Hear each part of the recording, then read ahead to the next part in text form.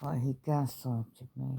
I knew his friends were local, female, critical female, pushed him to set this up. I'm going to walk since he gaslighted me, pretended to help me. Right, and 30th, 10th, 2025. He admitted he was paid to stay in Ibis Hotel in my area on the eve leading up to the 1st of the 12th, 2025. I got that evidence recorded on the 8th of the 4th, 2026. So he claimed he began his walk, Wayne K, on the 1st of April, 2026. Yeah, GoFundMe page. He's getting income, he's on Universal Credit, and he's getting income on his main TikTok page. Right. And he's going on the coastal routes. He knows about. He just wants publicity. That's all he's after.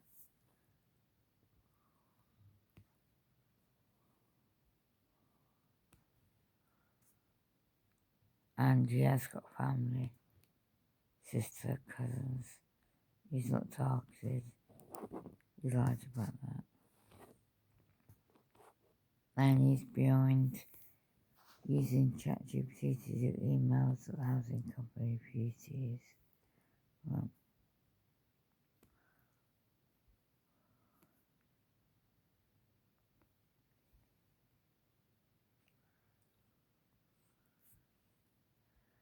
day one of his walk.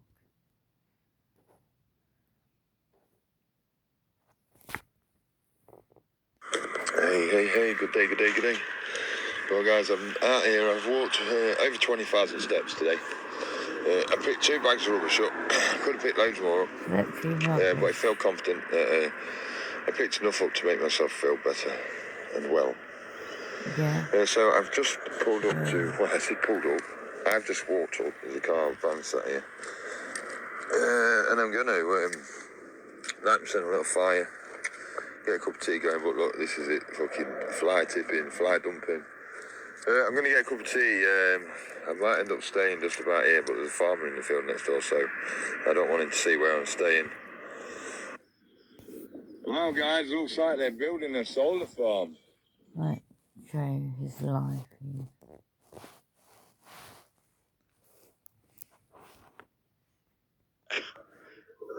I've got to try and keep this thing going. I've got to keep the record there. Yeah, just keep it clean and yeah, we can all have a good time. And I mean, obviously I'm going to upset someone's feet. I upset someone every time I do something, so... Yeah, well, I know that feeling. I just have to do the best. You know what I mean? I did as I was told you today, and then I nearly got beat up. I've been boiling there. Well, now you know what it feels like to be married. Don't want to be married there, mate. No, I'll never know what it feels like to be married. I'd say it's a very rare situation tonight. Yeah, well, you've been waiting for a while for your date night. Well, we don't get date nights, to be fair. Say that Ammy's off to grandparents for the evening, so she goes to grandma, gets ruined, gets lots of ice cream bought for her, and then she completely clears them out of board games. Well, at least they don't top her up with ice cream and send her back. Well, they're pretty much, they've got a bit of a sport between them who can nick each other's ice cream. Yeah. Oh, well. I know if I had my grandkids, I mean, I won't be spoiling them with ice cream and that. Oh, my dad's a bit of a bad influence when it comes to that sort of stuff. Yeah, I'd be taking them out in the fields and going, that's a dandelion, you can eat it all. Oh, he takes her off out with a dog, but he's got no idea what he's looking at. He's not practical whatsoever. I got a lot of my stuff off my granddad. He was a former farmer. Yeah.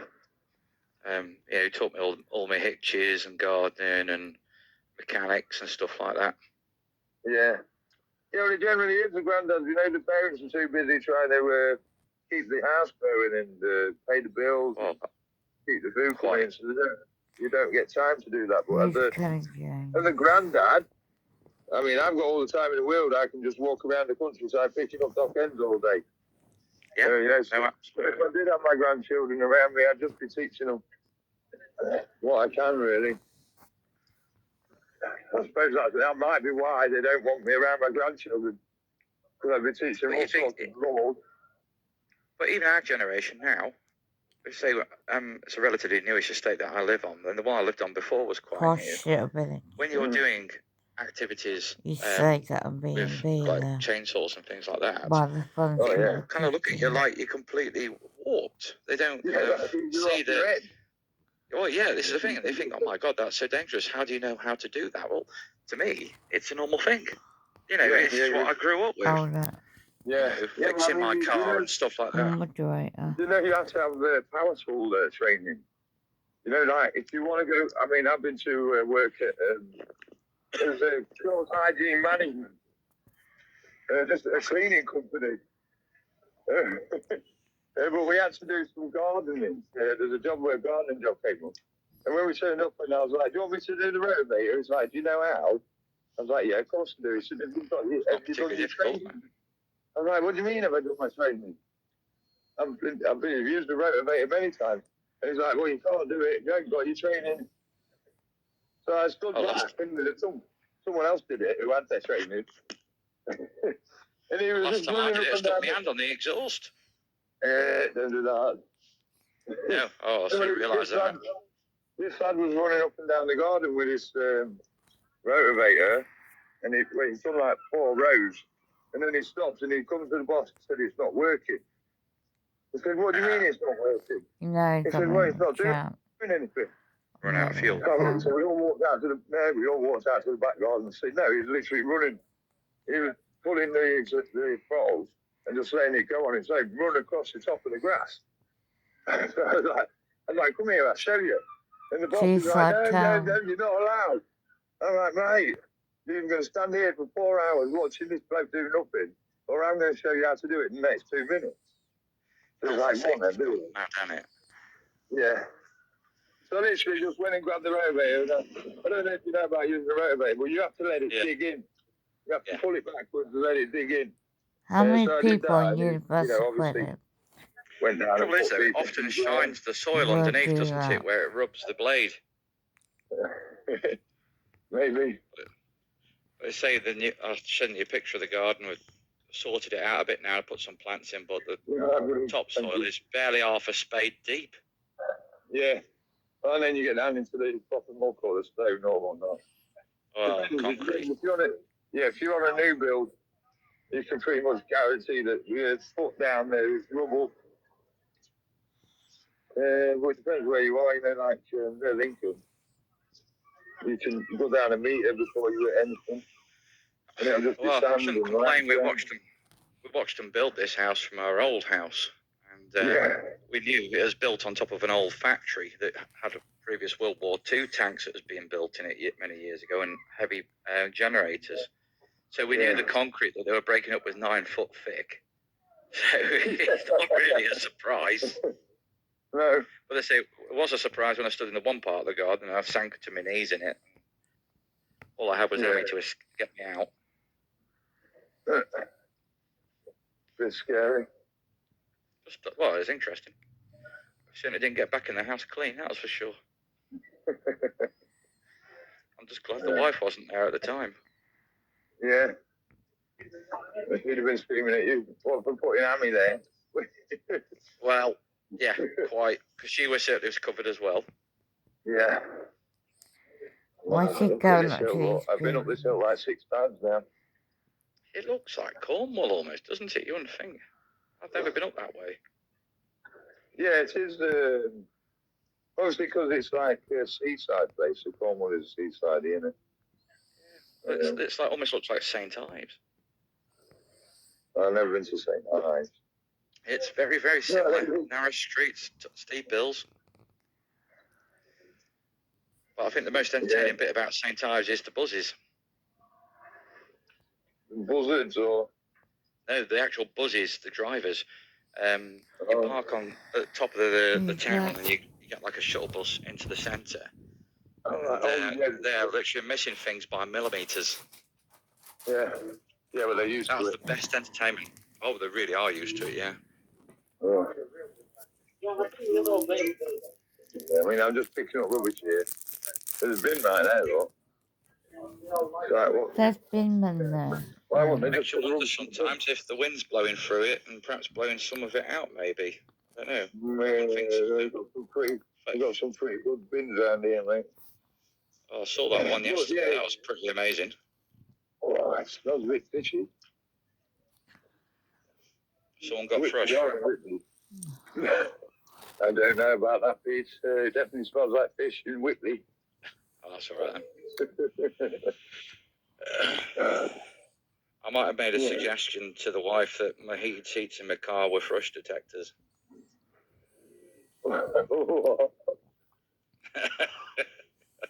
She did not go down well. No. I'm going to go find this cafe. I got my clothes. The same place. Yeah, well, I mean, he promised me to feed me. I mean, I could go somewhere else. I could go and buy my food. But he's more than willing to facilitate. So, yeah. For free. Why not? Hey, you know, when you get told if you don't do it, he's going to do something, and that's it. You got to do it. Oh, be right back. He said, if you finish that plate off, I'm going to fight a little fire next time.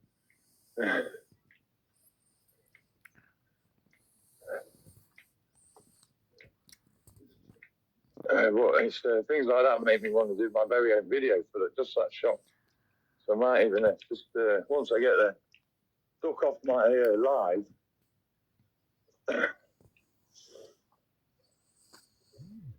It's a charity shop, it is. Let me just nip inside here. Oh, yeah. Watch what it says. No, as feet gone now, silly. Sorry, guys, I've not been reading the comments. Have I had much support from Lincoln? Yeah, quite a little bit, Kelly. So I think most of my donations have come from Lincoln people. Hi. Yeah, a lot of the donations are from Lincoln, and I mean I've got people helping me. You won't believe the people helping me, Kel. I've got a parish councillor helping me. Freemasonry links. I mean, I've got bosses from like corporations who are interested in what I'm doing. They want to support me. See? Right, I'm going to leave my rubbish bag out here. He was. I mean, I don't like dealing with corporations. Yeah, it is amazing. She's an amazing woman. She does lots of stuff for charity and stuff. Just we'll put this camera down and point it at the same woman that punches him. Sorry, I'm back. The phone went. Thanks for that, mate. Alright, just in this shop. Oh, thank you. Hi there.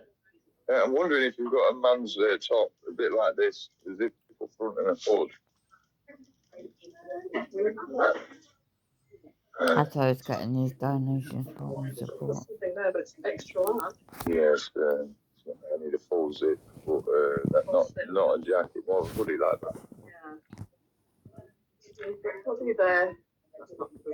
I think that black one. That one?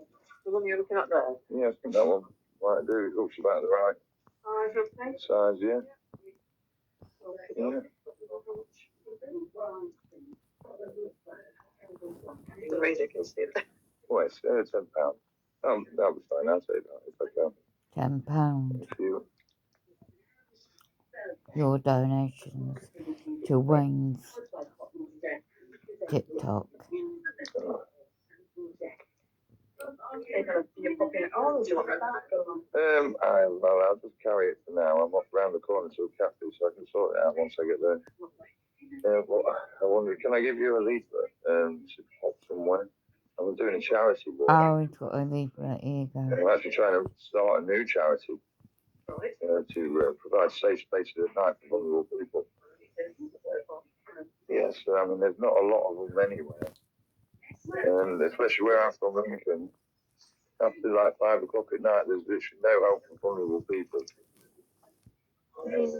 Same everywhere, Wayne. So You're not the that only is the one group in that I've Lincoln. created. And that's the name of the charity, Safe Night Project. See? You're not a registered charity yet. Right, yeah, Officially. yeah, brilliant. I mean, I've not actually spoken to anyone who goes to them yet, but I've heard of them. I've actually spoken to quite a lot of people who are going to be probably going to some sessions. They'll all sit there talking, they're handing the same leaflet around. I mean, obviously, I'm not asking for donations, I just ask for support, and maybe that's a Facebook group. Yeah, no, that's brilliant. Right, thank you very much. Have a lovely day. Didn't see him put cash in there.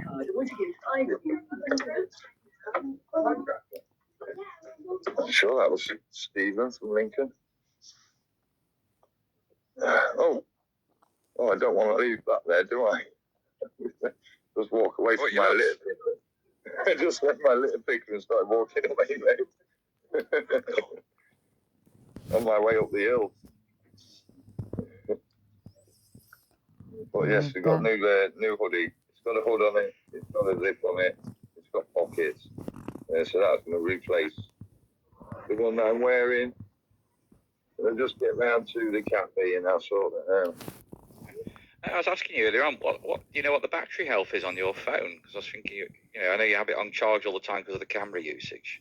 The battery health, well, it's not actually on all the time. And I haven't checked my battery health for a long time. I think it's all right. Right now, the battery's not plugged in. It's not been plugged in since I left the laundrette. We're on about. It's on 63%. It gets worse when I put the dual cam on. No, there's an extra bit when you go into settings on your phone. There's a thing that gives you how much you can charge up to. Mine tells me to keep it between 20 and 80%. No, there's another thing that gives you a percentage. So I know mine's down to 81%, so I'll only ever charge to 81.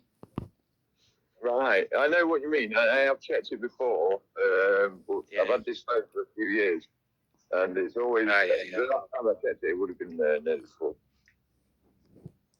So that is who was set up to gaslight me. What goes around comes around.